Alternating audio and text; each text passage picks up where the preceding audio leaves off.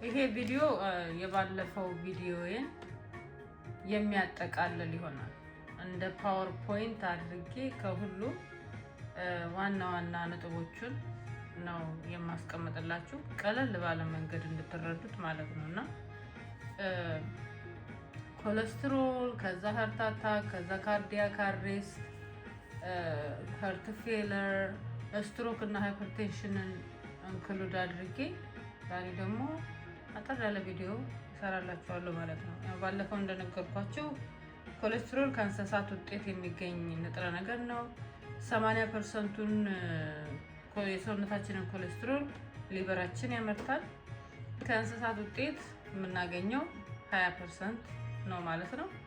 ኮሌስትሮል ያለው ምግብ እኛ ብንበላም ባንበላም ጉበታችን ሰውነታችን የሚፈልገውን ያህል ኮሌስትሮል ማመንጨቱን አያቆምም። እኛ ስንበላ ምንድነው የሚሆነው? ኤክስትራ ነው የሚሆነው ለሰውነታችን። የሰውነታችን ውስጥ የሚመረተው ኮሌስትሮል ለኛ በቂ ነው።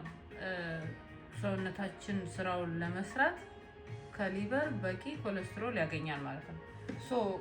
እንደ ቅቤ፣ እንደ አይብ፣ እንደ ስጋ፣ እንደ እንቁላል ያሉትን ስንበላ ምንድነው የምናደርገው?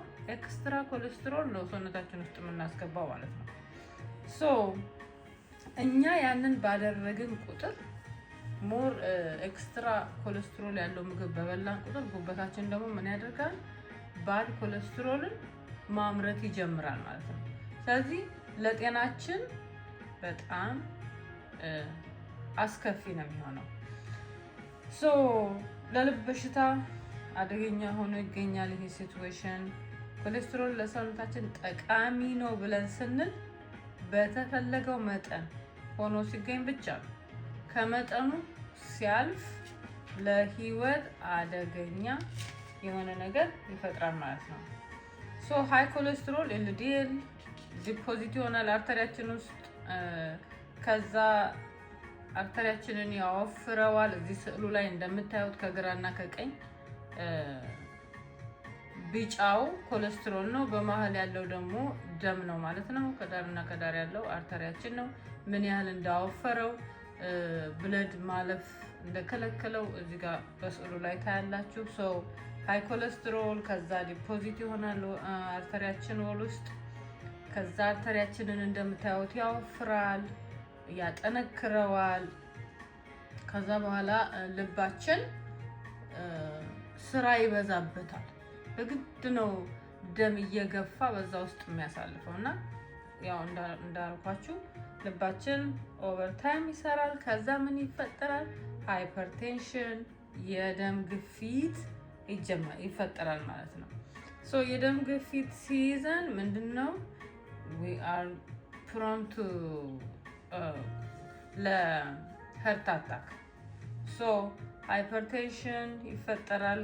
ከዛም በኋላ አርተሪያችን ይሄ ቢጫውን ክፍል የሸፈነው በብለዳችን ደማችን በግድ በሚያልፍ ሰዓት የመቀደድ ዳሜጅ መሆን ነገር ሲፈጠር ከዛ ኮሌስትሮል ወደ ብለድ ስትሪማችን ይገባል። ያ ደግሞ በጣም ክላት የመፍጠር ጸባይ ስላለው ክላት ይፈጥራል። ያ የደም መርጋት አርተሪያችንን ይዘጋዋል። አርተሪያችን ከተዘጋ በኋላ ደም ማለፍ አይችልም። ከዛ በኋላ ምን ይፈጠራል? ሃርት አታክ ይፈጠራል ማለት ነው። ብለድ ክላት፣ ከዛ አርተሪያችን ብላክ ይሆናል። ኖ ኦክሲጅን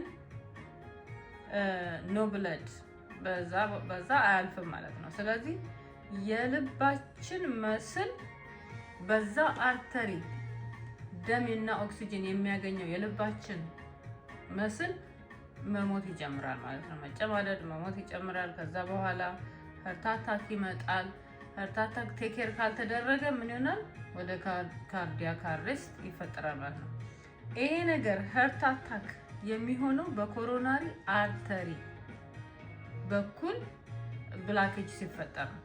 ኮሮናሪ አርተሪ ከልብ ጋር ነው የሚሰራው።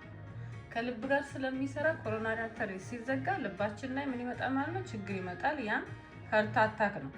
ከዛ በሴሬብራል አርተሪ ላይ ከሆነ ግን ስትሮክ ነው የሚሆነው። ምክንያቱም ሴሬብራል አርተሪ ለብሬናችን ብለድና ኦክሲጅን ሰፕላይ የሚያደርግ ስለሆነ ኮሮናሪ ሰረብራል አርተሪ ሲዘጋ ብሬናችን